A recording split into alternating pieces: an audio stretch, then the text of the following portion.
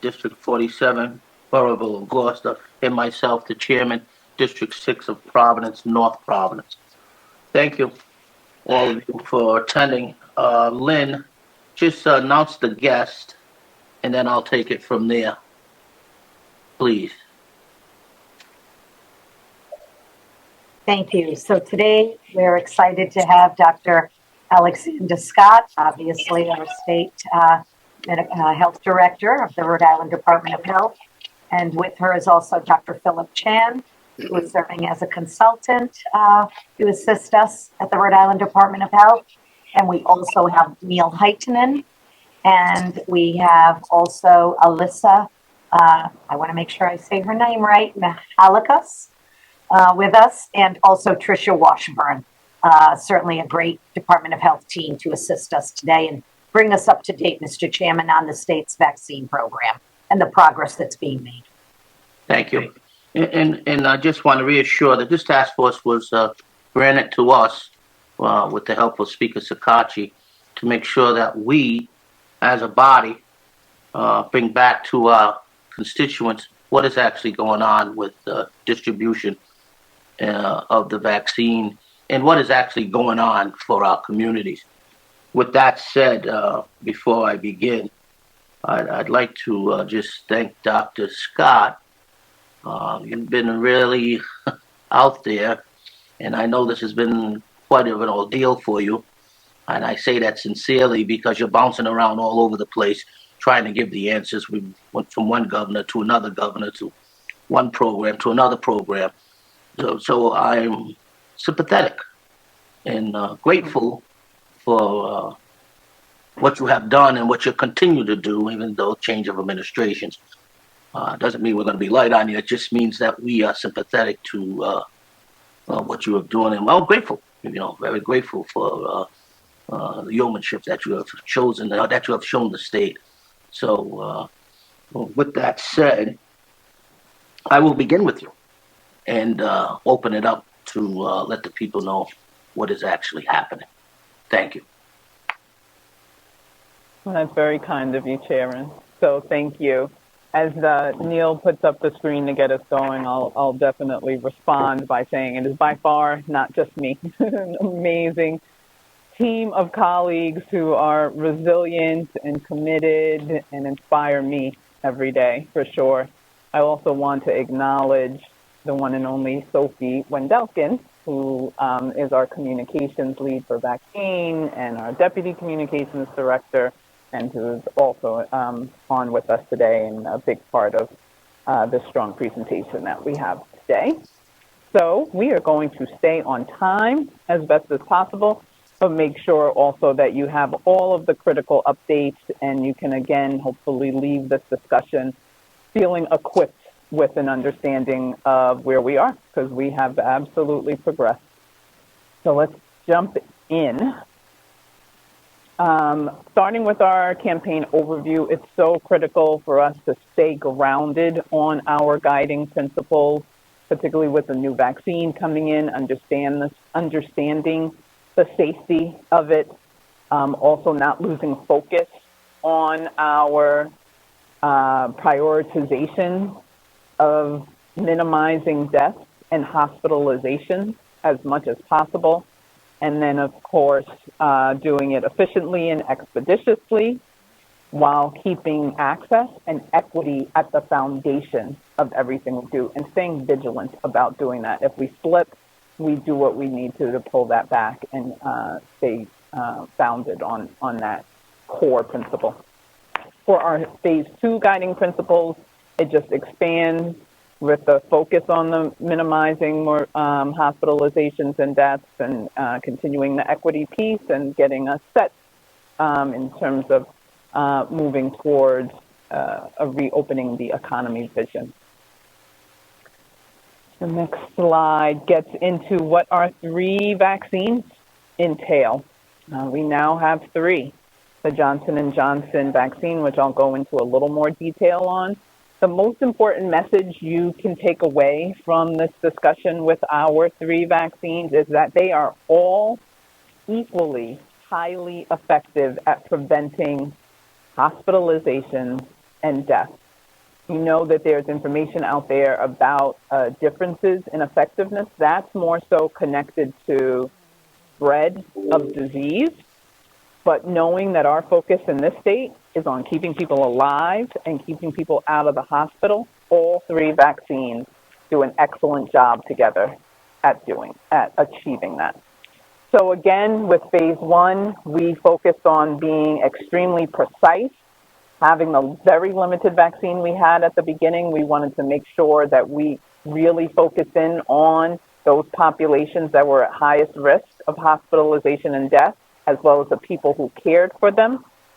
That meant, with being more strategic, with being more targeted, that we were slower through that first phase. There was a lot of frustration appropriately expressed because of that during the last time. We have since shown, through that time and now, that the intention of doing that achieved what we wanted to achieve, because we continue to lead the nation in the number of hospitalizations that we have reduced by. Other states are now starting to catch up, but we have had that reduction first, more than any other state and the national average. And since then, as discussed the last time, we have significantly accelerated our rollout as a part of phase two, which was the plan. Get faster, take an age and underlying illness and geography-based approach that would allow us to go faster. And we are now among the highest of vaccine administration rates in the country.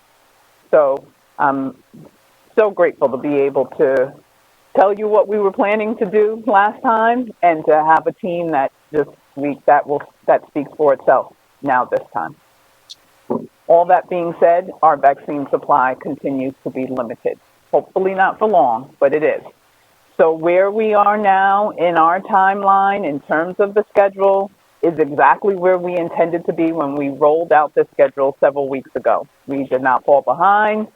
We're actually doing our best to stay in front of it, even with additional elements added to the process. So we have opened up to those 65 years of age and older, and we had for the plan of mid-March to go to 60 and older and those with underlying illness. And as we get additional vaccine, we plan to accelerate all of the subsequent eligibility timelines that we can.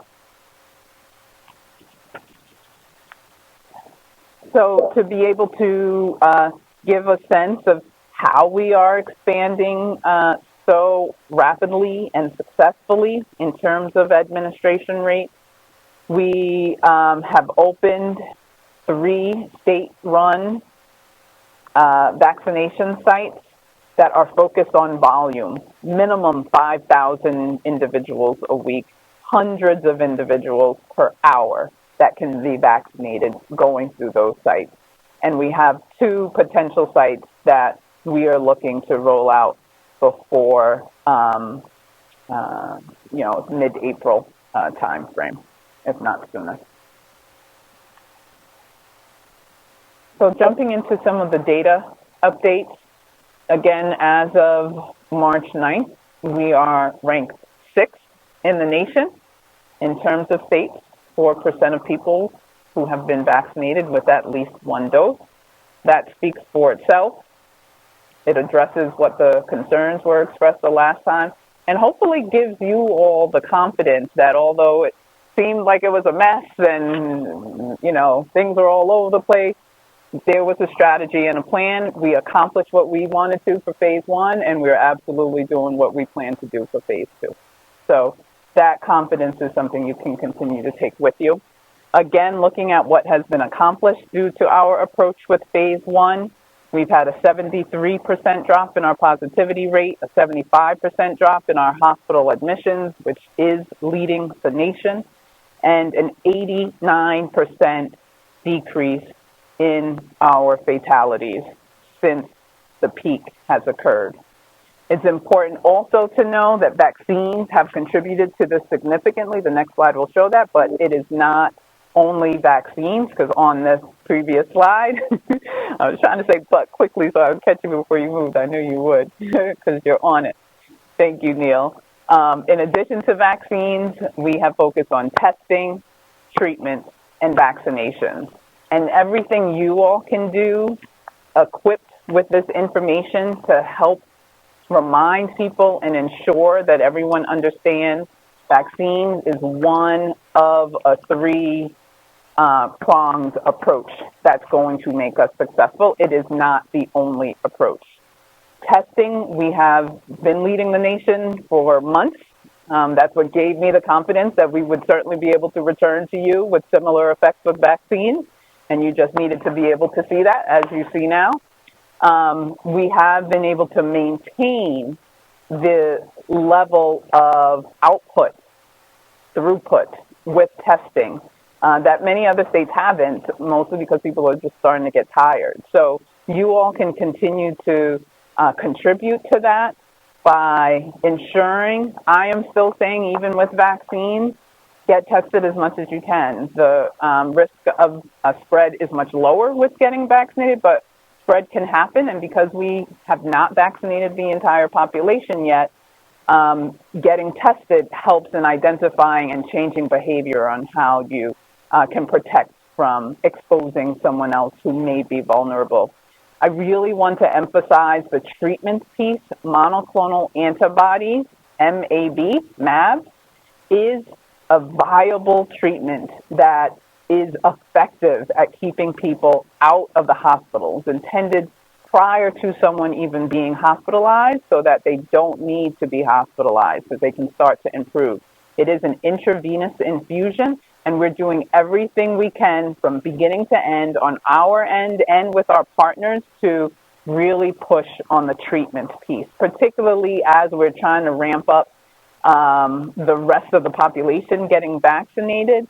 The one huge tool we also have to keep people out of the hospital and keep them alive is treatment. So any help you can provide in getting access to treatment, maybe someone from our team can put in the chat what information you can use with your constituents so that folks know how to get access to treatment if they qualify, being 65 and older or someone with underlying illness who is COVID-19 positive and has symptoms. Every single individual who falls in that category should get treatment. Okay, let's keep going. Our vaccination rate has continued to increase. We've administered over 330,000 doses, and our administration rate this month is increased 170% compared to our administration rate just in January. And it's increased 25% from what it was in February. So we will continue to push on that as vaccine is available to do that. This also highlights in a very quick way that while we say it's testing, treatment, and vaccination, we do have evidence that shows for our phase 1 targeted, slower, but precise approach, we have dramatically increased or dramatically more striking drops in cases, hospitalizations, mostly, and some fatalities in those populations that we really focused on during phase 1. You can actually see the difference when you compare the populations we focus on: healthcare workers, long-term care facility residents, Central Falls residents, and those aged 75 and older. The drops in cases and hospitalizations, in particular in those groups, are more than in the other populations, definitely showing the impact, thank you, Sophie, that our vaccination approach for phase 1 had. Okay. It's very helpful to be able to share with you. The red bar is a 65 to 74-year-old population, and the blue bar is a 75-year-old plus. We have, at this point, vaccinated 71% of those 65 and older, and 74% of those 75 and older. Is there anything needed to mute that? Are you all hearing that? Or is it just me? Okay. So a general approach with herd immunity That's is to have at it's least. very hard to hear you. There's some kind of static.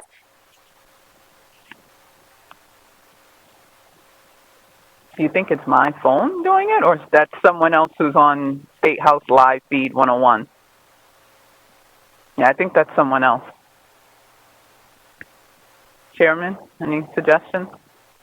I think it's the State House feed. There it goes. It's Yeah. off now. Let's see. Okay, got it. Proceed. So this slide is basically saying we have vaccinated over 70% of our 75 plus and 65 plus, and 70% is what our target is for the entire population. So we are well on our way.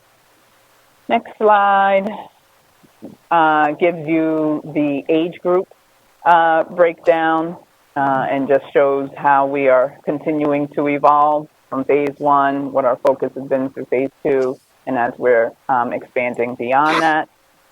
And then the next slide gives you our race ethnicity data, which shows we have a lot of work to do to improve this. The reddish maroon color is referring to those who are Caucasian, and it is well over 85% of them have been vaccinated. And our purple is Latino, orange is African American, and like violet, light shaded purple is those who say other race. All of them are just way too small because you can't even see those colors, and it is among communities that are disproportionately more impacted by hospitalization rates in particular and cases. So this is flipped from what we need to really be focusing on, and it's what we are holding ourselves accountable to correcting. Okay. So to quickly get into vaccinating teachers, school staff, and childcare workers, that is starting tomorrow. It is in connection to our municipalities. We have the doses to cover the majority of that group so that we can keep the rest of the eligibility rollout on schedule as planned. And the thing I will just ask all of you is to help us in ensuring that our child care workers are really prioritized and included in this rollout, because we definitely have our teachers and school staff. We do not want our child care workers to be forgotten. So if you can help with that message, that would be great. And the next slide just goes through a little bit more of who is eligible, is really focusing on where people work. And the cities and towns are the ones who are going to contact individuals. Providence has a unique setup because that group is so large. And again, really helping to promote that our child care workers are included with this is appreciated from you all. Our next slide goes into what our high density community strategy is, knowing the gap that I shared earlier. Health equity is, as you know, a critical focus for us in RIDO. We have really hunkered down on how we can accelerate what's needed here. The work that was done in Central Falls was effective, it was successful, and we need to replicate it and expand it quickly. So we're starting with the 2 zip codes in Pawtucket and the 5 zip codes in Providence, focusing on the Providence side of 04 and 05, where the rates are higher, and we're taking a variety of approaches that mirror what Central Falls did effectively. So that includes going to 18 plus in specific venues. It includes going to earlier age groups across vaccination sites. So the Providence side of 04 through 09 is currently vaccinating 50 plus, and then expanding with providers as much as possible and as supplies last. or supplies allow, I would say. And we have a robust approach, which was built from what has worked successfully and what we need to apply in the additional HCC zip codes.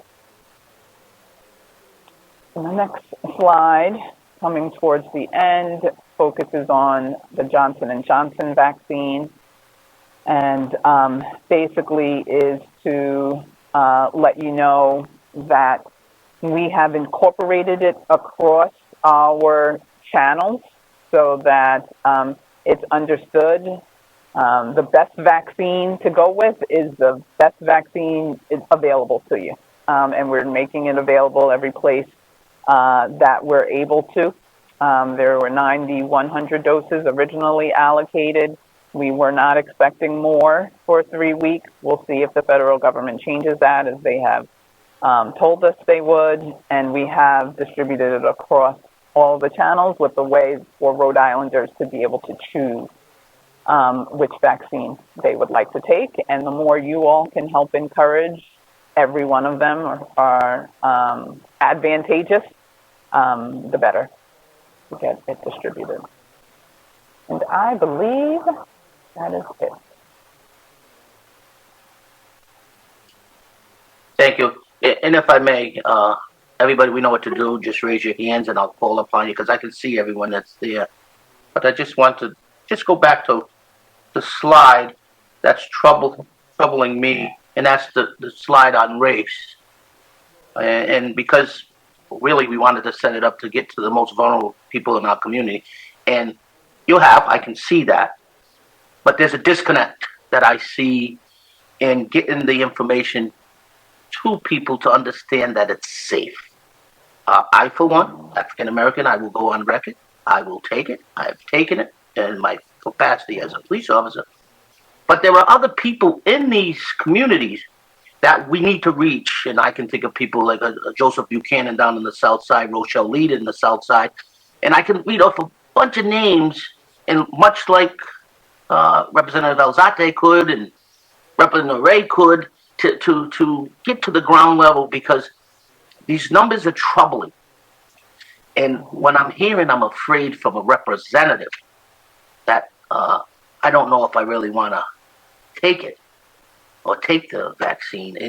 It sends a mixed message, so that I would more than likely say just move aside, allow me or people to do the work to say that, make sure that my people, all of our people, get vaccinated, because it's the right thing to do.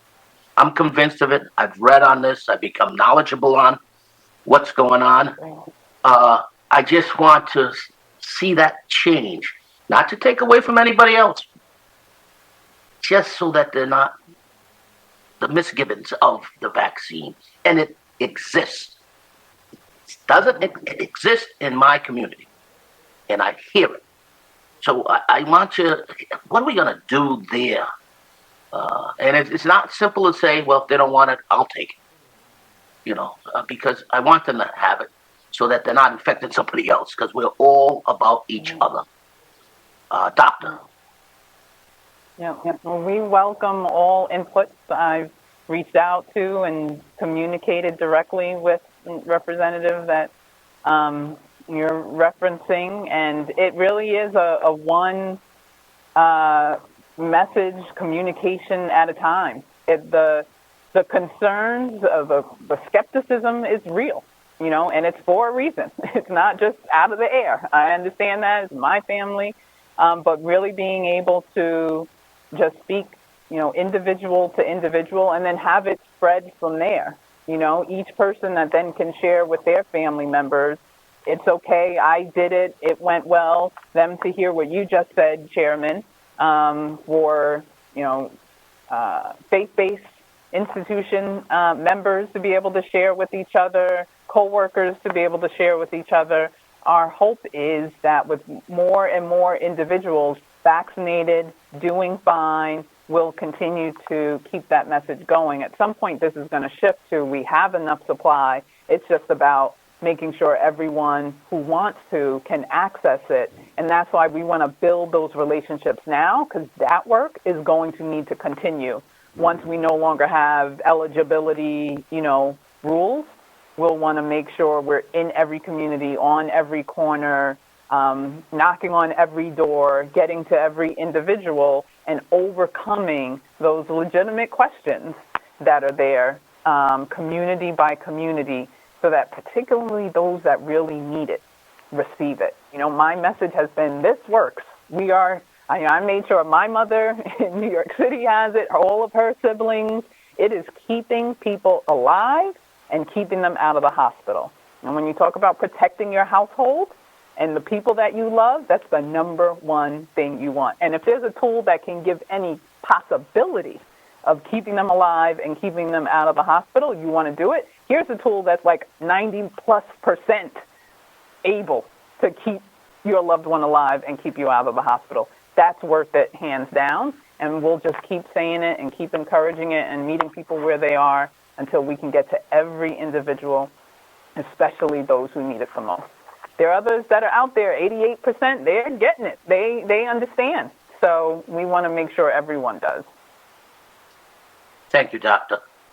Representative Alzate. Thank you, Chairman. Thank you, Doctor, and to all of your staff for all of the hard work that you all doing.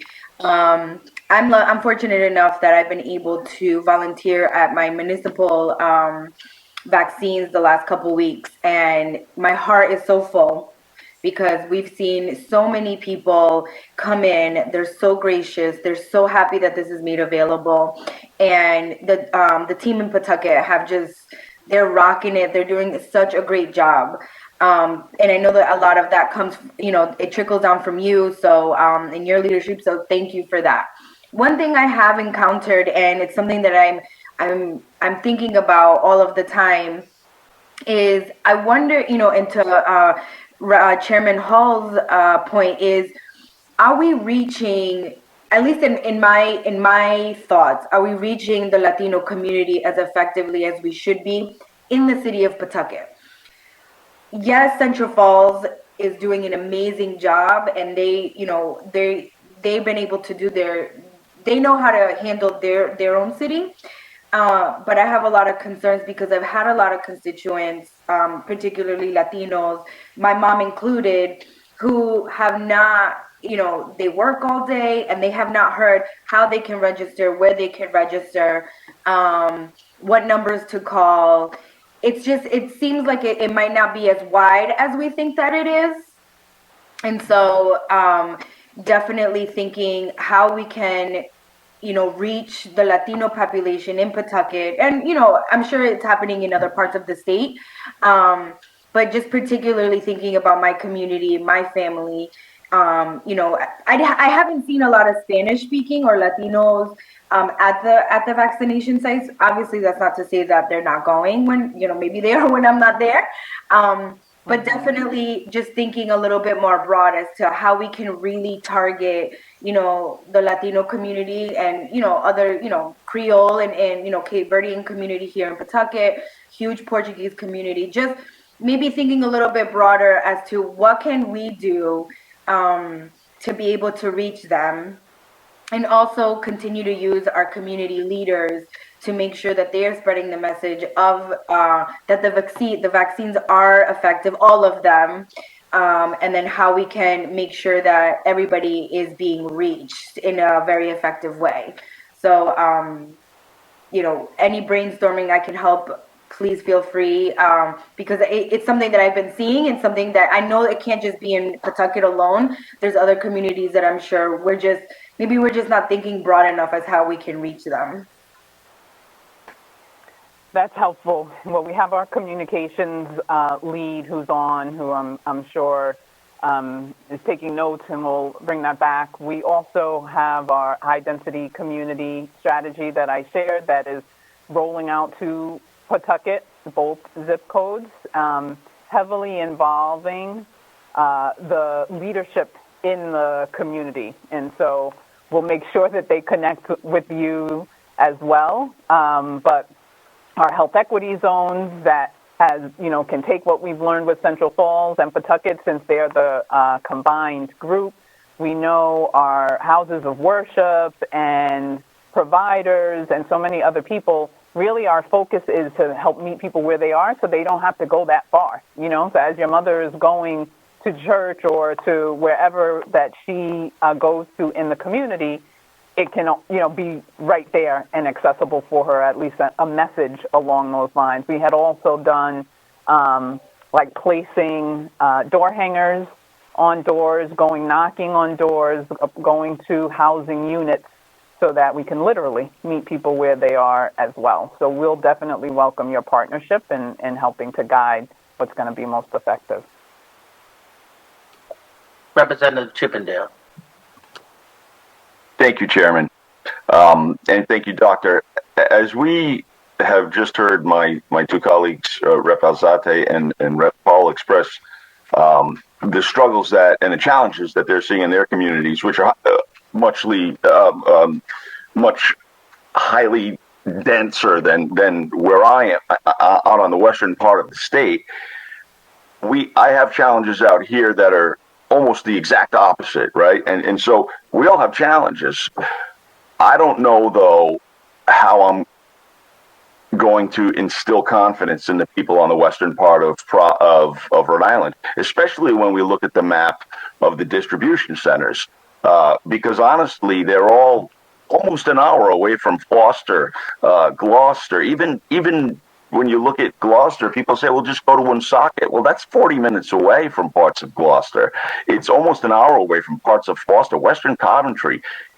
There's no bus routes in these areas. These people I was helping an 85-year-old last week trying to find an appointment for a vaccine.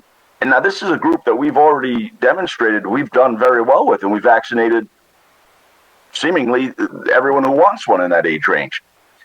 What are the plans to get a mass vaccination site that is actually useful to people on the Connecticut border of Rhode Island? I'm talking, when I say useful, come as far west as perhaps Scituate or Smithfield. We've been doing some stuff with Smithfield and transporting folks there for small clinics, but at the mass vaccination sites, which the National Guard is running 100%, including the giving the shot itself, there's great efficiency there. I really want to hear some encouraging news that such great efficiency will be brought to the oft-forgotten people of Western Rhode Island. I can take that, sir. Alicia? Thank you. You're very welcome. So the overarching plan has been for the 5 state-run mass vaccination sites, and then we've been working with the municipalities to try to create an overlay of regional points of dispensing, or pods as we call them, so that we have even more geographic distribution to be able to accommodate. We have met with the leaders in Scituate, Foster, Gloucester, to try to identify specific sites there. West Greenwich is perhaps, may turn out to be the closest site, unfortunately, just because of the amount of throughput that needs to occur in order to sustain an ongoing site.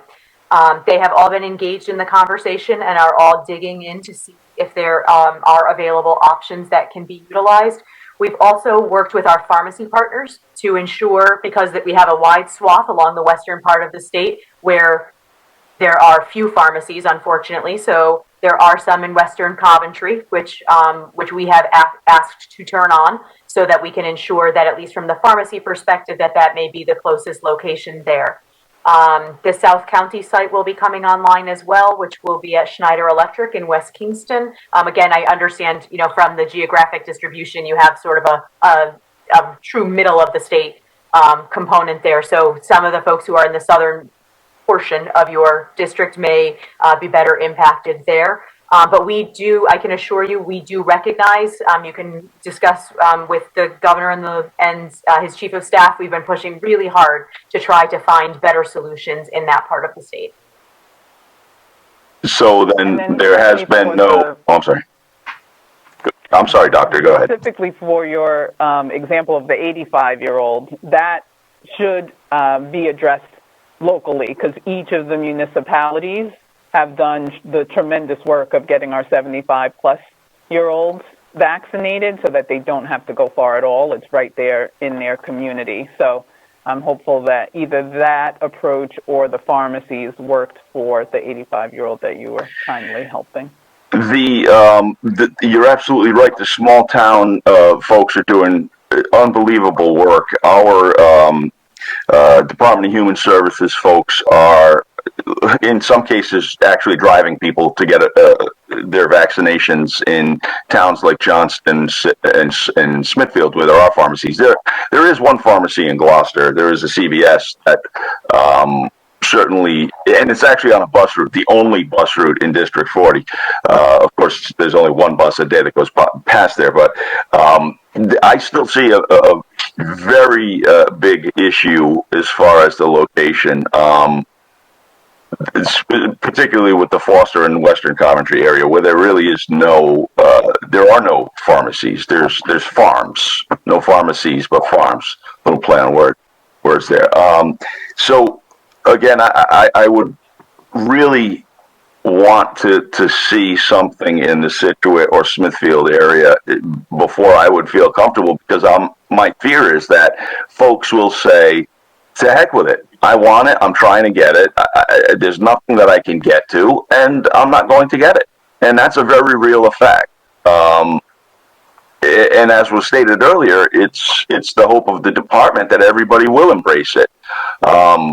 Well, I got a bunch of people who want to embrace it and are having a very difficult logistical time doing so, and I hope more work is put towards getting that resolved. Again, particularly, I will suggest again with the National Guard. So with that, thank you very much. Rep. Chippendale, may I ask a question now? Yes, of course. Go ahead.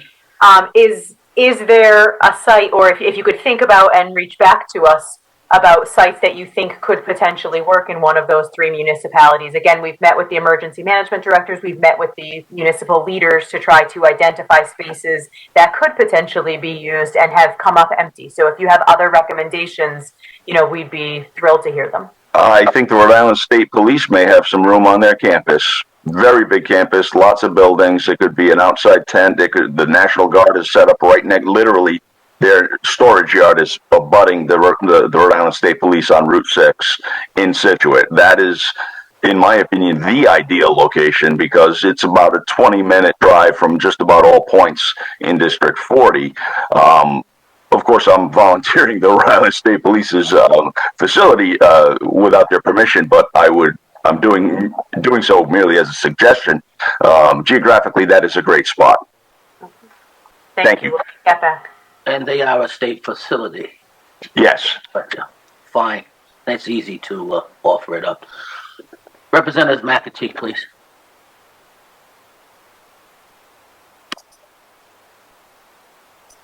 Thank you, Chairman, and thank you, Doctor. I just have a couple of questions. I'll try to make it quick because I know we're running a little over. But URI, we've had a recent outbreak. I know last week the numbers were up. I have a lot of constituents that go to URI or work at URI, and of course they're concerned if they have not been vaccinated. So I was wondering where we go from here, because every time they go back to school, and they're living all throughout the community of Narragansett and South Kingstown,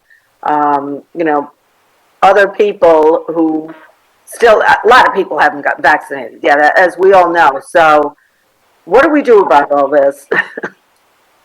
Yeah, we have put a tremendous amount of work into engaging with all of the institutes of higher ed in advance of this spring semester, really applying the lessons that we learned from the fall semester. So we had a full, very aggressive plan that they needed to implement.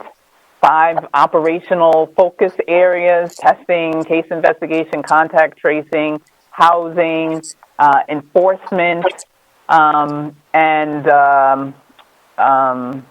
depopulating their areas. All of which each of the IHEs, Institutes of Higher Ed, have done a pretty solid job with doing. So I met with all of the presidents last week. We reviewed the data together. No one has a percent positivity that is consistently higher than 3%. They are all doing what they need to do as soon as cases begin, in addition to doing all the steps we asked of them to do to prevent cases from happening. But in terms of isolating individuals and quarantining those that they need to, and putting together curfews or doing some form of pause or shutdown, URI as well as others have done a great job with being able to do that. So that's the first piece, and that's important information for you to know. We have also begun the conversations with them to prepare for being able to vaccinate their pretty large populations once the vaccine supply is available. The fact that President Biden said by the end of May, as opposed to by the end of July, there would be enough vaccine to vaccinate everyone is helpful. And so I'm sure some of those increases will start sooner rather than later. And as we get them, we'll be able to roll out to some of those additional areas like IHEs, which is a focal point. You're on mute still. You're on mute. We can't hear you. Unmute.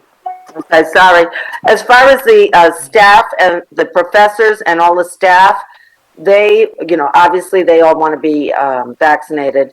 And are they included in this wave with the teachers and the staffs at the public schools and all the schools? No, we're focusing on childcare and K through 12, looking at the areas where it's a little bit more challenging to maintain the distance that we need to and to keep each other protected or wear masks. Well, they're not happy about it. That's all I can tell you. They would like to be included, the staff and the professors, Oh, yeah, I'm sure. And they feel that they're just as at risk as teachers in the public schools. But, I understand that we have to prioritize. So, thank you. Yeah, and supply. Once we get enough, we'll be getting it to them. And hopefully those that are the older age or living in the communities that we're focusing on or have underlying illness can get it at the time that they need to now as well. Thank you. Representative Fogarty. Thank you. Representative McAtee hit on one of the points I wanted to touch on with the University of Rhode Island. Since we both live in the area, we're getting inundated on why they're not getting vaccinated as far as teachers go. And I know that you've said that you've set aside issue or housing and, you've addressed that. But I think that with the Greek students that they've had a very high increase there. And I think I've seen numbers hearing that the quarantining is upwards of 85% already at the University of Rhode Island. So they are really maxing out with students quarantining down there. So just a little side note, I'm sure you probably were aware of those numbers. About 600 plus they have that are quarantined right now. But they are housing them appropriately and doing what they need to with them. They're getting tight even on the housing. That's what I've heard. So, that's why there's such concern by the professors and the people who work there as auxiliary help about getting vaccinated. So I just want to let you be aware of that. My second question is that I noticed that next week on the post that we got from Neil last week, that there's going to be people with underlying conditions who are going to start getting vaccinated to start looking at, that schedule. Is that still going to happen? And then I have people saying, well, how do you know if somebody has an underlying condition? How do you know if a person has diabetes or if it's just somebody going in saying, I have diabetes? And is there going to be some type of a medical note that's going to be required? Because I have people who are concerned that other people are going to be cutting the line. And that's what I wanted to be addressed today. Yep.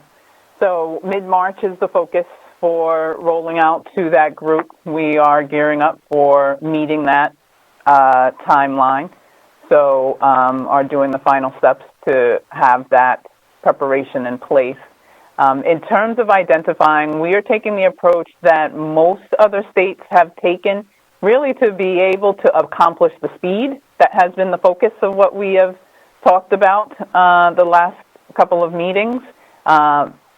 Patients built on trust and cooperation patients need to self-attest to the actual condition that they require the vaccine for. And we need to encourage all our constituents.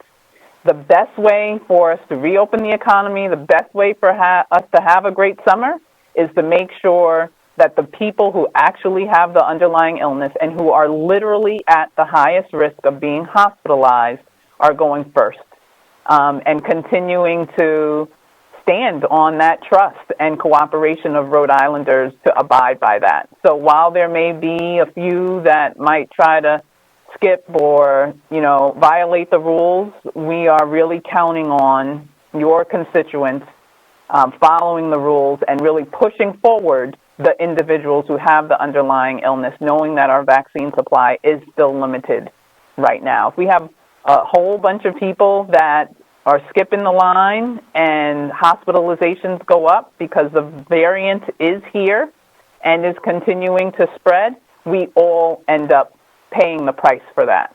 So we're hopeful that folks will understand that message and appreciate it. We do have the ability to make the corrections on the backside. We have done that already. If there have been groups of people that violated and tried to skip ahead, we've been able to delete their appointments. So we have the no problem accessing that if we need to, but we really want to focus on the trust and collaboration of Rhode Islanders and understanding that the way for all of us to have a great summer is to ensure that the people who are at highest risk get the limited vaccine that we have right now. Thank you, Doctor. I hope that people are listening and do that. Thank you. Representative Noreen, did you ask? I have a question for Dr. Chan. Herd immunity. As we start moving with more people being vaccinated, what scares me now is if you put out something that it's safe, the herd immunity, people may stop and not get the vaccine. Give me a little something on that, would you please? And the dangers and the negatives of that for not getting the vaccine. Yeah, it's a great question. I think we have to remember that the vaccines are only approved for folks 16 and 18 and older. So there's going to be a large subset of the population, basically kids, that are not going to be vaccinated. So we have to, as we think about what percentage of the population has to be vaccinated to achieve herd immunity, we have to remember that there's already a huge subset of the population that we can't vaccinate. So that's why it's incredibly important that as many adults, as many people over the age of 16 are vaccinated so we can achieve herd immunity. And just reminding people too that herd immunity equals those who have already been infected and theoretically immune, as well as those vaccinated. And so we are at a place where we expect that 20+% of the population has been infected and has some degree of immunity. And that's one outstanding scientific question. We don't know how long immunity lasts, but we do believe that about 20% of the population plus has some degree of immunity from being infected, plus all those people that have been vaccinated. And so a lot of the scientific experts, scientists believe that you need to have at least 50 to 60% of the population immune to some extent before you see herd immunity, and upwards, ideally, of 80 to 90%. So we still have some ways to go. I think the other thing people have seen in the news is the variants. We are concerned, a lot of people, the CDC is concerned that we may see an uptick again of cases, either this month into April. So that's why we're still urging some caution, because we don't know if that's going to happen. But Chairman, does that answer your question about herd immunity? Yes, because I'm able to speak a little bit more about it as I get out into the streets. Thank you. Thank you. One last question from me for Dr. Scott. Shortly, there will be a lot of vaccine coming into our state now that we have the third one online. I just listened to Representative McAtee and Representative Fogarty. Is there a plan right now in place for the colleges and university if we get that third one with the mass amount of vaccine that comes in, that we could switch and say, oh, we're going over here to take care of the colleges and the universities and the staff that works there? Is there something in place, or is somebody working on that instead of moving people from here to there that are already doing something? Yeah, they are working on that. That was the part of the meeting with all of the presidents just last week. Said start getting ready now, because as the vaccines come, many of them have graciously offered to be a site for vaccinating, particularly for those outside of their colleges, but they have the capacity, given all of their health centers, to do the vaccinating within their facilities. So we instructed them to get ready so that once available, they can hit the ground running. Great. One last one for me, and I hate to just grab it all, but as we switch to the teachers and the confusion that I'm hearing, all of a sudden the teachers weren't on board, but now they're on board. And other people, well, I'm not at 50 in my city, but I'm 50 in Providence, and I'm not. How do you explain all of that when I'm waiting in line, playing by the rules? If you know what I mean, the poor individual who's sitting somewhere thinking about, well, it's my turn now, and I keep getting pushed back. What do we say to them? Yeah. Yep, we are being very clear that we are not changing the schedule that we've had in place for weeks. So the timeline that was designed for when we will move to the next group is staying in place regardless. And, just understanding we're continuing to continue to push to individuals that need it. And so that 50-year-old, if they have an underlying illness within the next week, it's going to start being, available to them, for example. Those in our more densely populated communities, our communities of color, they are experiencing higher rates. You see the gap. We absolutely need to ramp up pushing to those communities. And then the teachers, educators, including childcare workers, so please take that with you, are getting taken care of through their local municipalities. They don't need to call anyone. They are going to be reached out to, and it's where you work as an educator more than where you live. Thank you. And also the hospitals and health centers, the people who work for them, they're all able to get the vaccine, correct? Correct. Okay, fine. Representative Chippendale.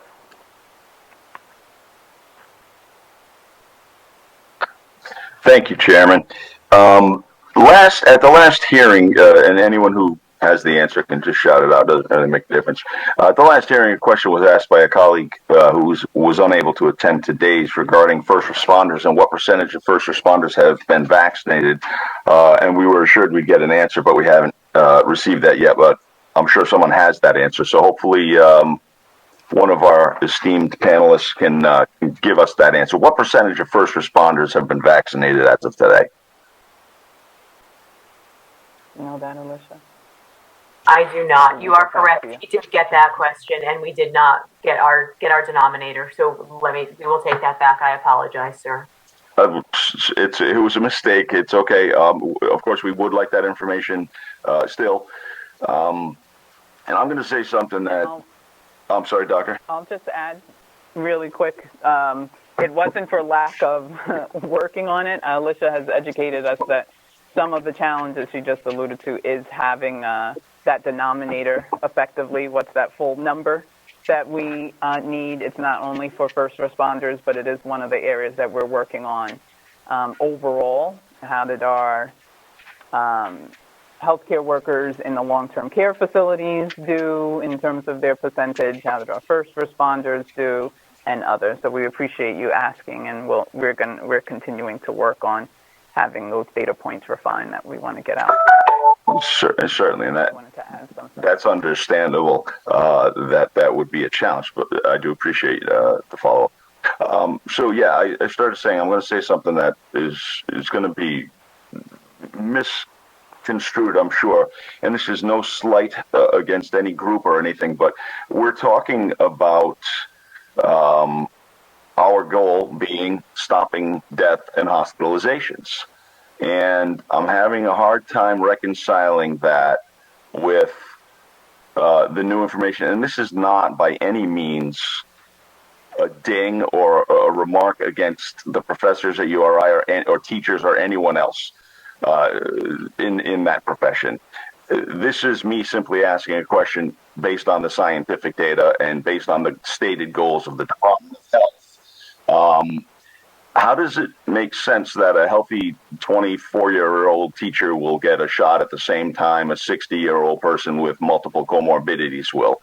How does that help that that person will take a vaccine that could go to Rep. Alzate's district or Rep. Hull's district? They are going somewhere, and they're going into, from what I understand, and I will be happy to be corrected if I'm wrong, into the classroom setting where there has been negligible or immaterial transmission of the virus nationwide. That's been reported ad nauseum, that there's very little to no transmission in classrooms. How does that reconcile with the stated goal of the scientific approach to deal with stopping death and hospitalization? I very much appreciate that question. I will give two answers to that. One is addressing the question of other people being skipped or being removed from other individuals. The majority, more than 14,000 of the 18,000 plus that this applies to, 14,000 of the vaccines that will go there are actually vaccines that were sort of over planned for and not administered through the federal long-term care pharmacy partnership. Because when the feds rolled that program out, they were over aggressive with the numbers that they required. So we had more, and it was through this time frame of administering that we were able to see that there was that number we were able to pull and give to the teachers. So the majority of the vaccines going to the educators are not being taken away from anyone else, though the point is well taken that even if we had obtained that 14,000, we could be putting that in some of the other areas that are hardest hit as well. The other piece was just, we had to align with what Biden announced the week before, last week, which certainly was something that Governor McKee has been in support of. And my understanding, as I communicated with other state health officials,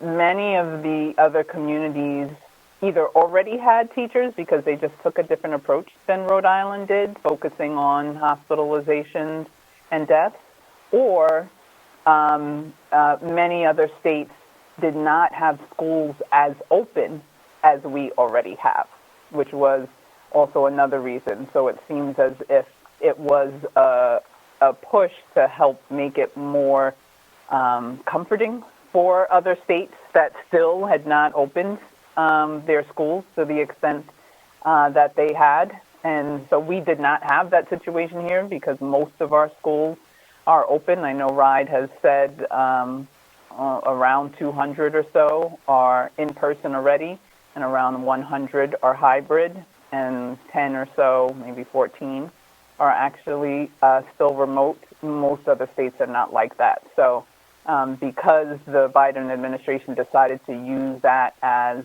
a tool to help address the concern that many other states still had schools closed, we certainly are aligning with that and have been thankful that such a resourceful, brilliant team had figured out a way to make it so that we weren't taking vaccines away from someone else with underlying illnesses to get that achieved. Okay. I mean, I heard we found a bunch of extra vaccines and there's a lot of political pressure from above. I didn't hear any science, but I will accept that as the answer. Thank you.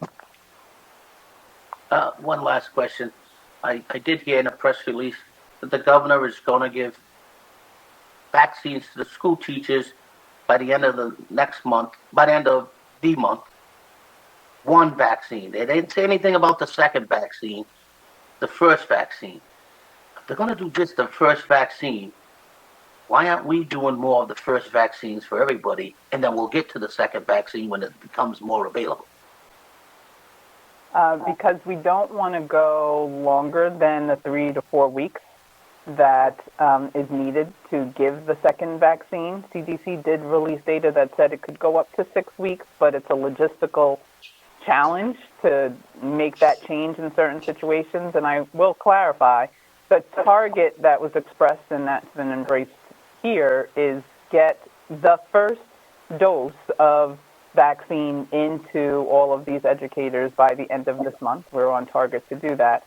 And then they will all receive the second dose by the mid to late April timeframe, just to make sure that that's clear. But we have chosen as a state not to go the just one dose route and then give the second doses later, because we did a lot of work really studying that. Dr. Chan, many others on the team, plus looking at logistics, and saw that particularly with the variant expanding, you want to have as many people fully vaccinated as possible. Otherwise, the variant could take advantage of the fact that there are people only partially vaccinated and make it so that the vaccine is not effective. And we do not want that to happen, even as a risk. And so we are choosing as a state, and still also the feds are recommending that everyone does the two-dose approach and not just one dose and then wait 2 or 3 months type of thing. It should be within the next 3 to 4 weeks that the second dose is administered.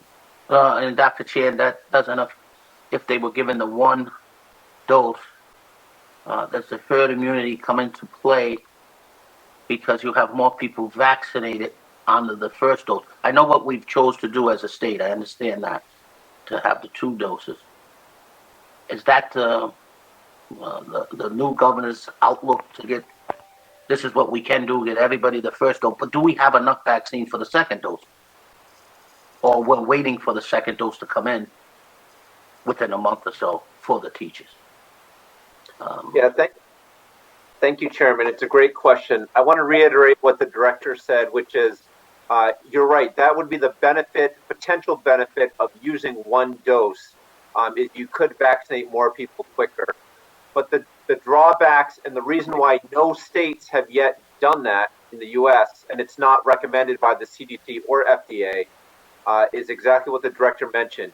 It's like antibiotics and a bacterial infection, right? If you don't, that's why your doctor's always saying, finish the antibiotics. You want to treat the entire infection.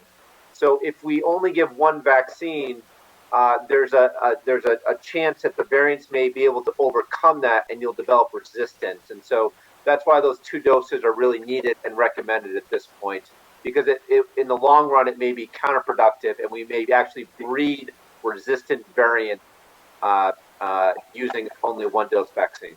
But doctor, I'm not a doctor. The Johnson & Johnson is 65% effective, or 65, with the 2 doses. Moderna and Pfizer are 95. So if Johnson & Johnson's at 65 and still effective, and Moderna and Pfizer are, 65 with 1 dose, or maybe less? Explain that to me. We're looking to shoot for 95%, but Johnson & Johnson's not going to give us 95%. Am I correct? So Johnson & Johnson was 72% effective in the United States. When you averaged it across other areas, it was a little bit lower. The one thing to keep in mind, though, is that the Johnson & Johnson vaccine was studied during this current time period with variants.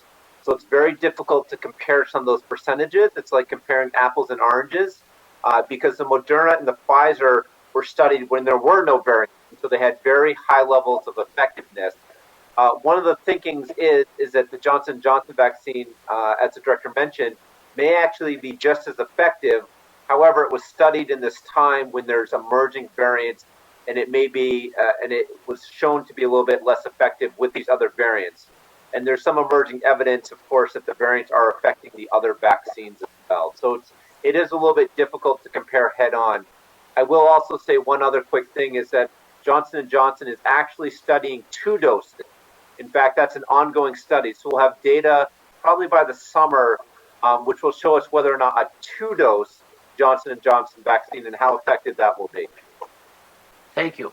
And 2 other things I'll just add is when all of the vaccines looked at the effectiveness for hospitalizations and deaths, they were all equally just as strong, and that's the most important takeaway for the Johnson & Johnson, Moderna, and Pfizer.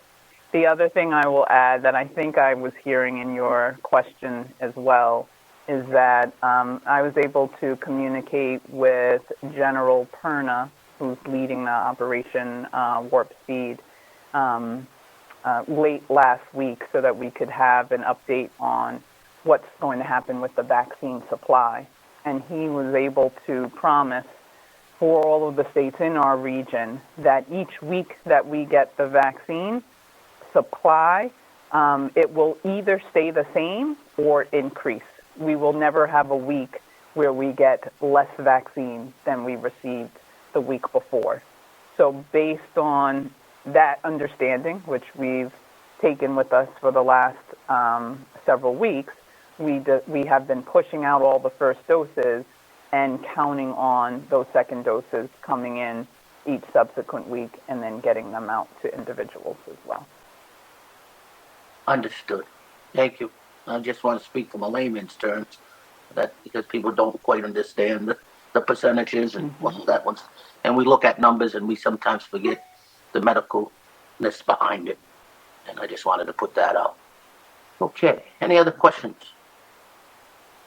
Okay. As we move forward, we will let you go do your thing with your new governor and the new process that's going on now. We will be back in a little bit of time to get you adjusted, because what's going to happen now, once people get accustomed to being vaccinated, they will now move on to other things. We will revisit somewhat maybe in a month from now, unless something pops up, and that will call you. But we won't bother you at this point because we're hearing good things vaccinations wise. So we'll move on. I want to really say thank you. I mean, you've been great to us, and we've been kind of difficult with you at times, but that's what we get paid to do.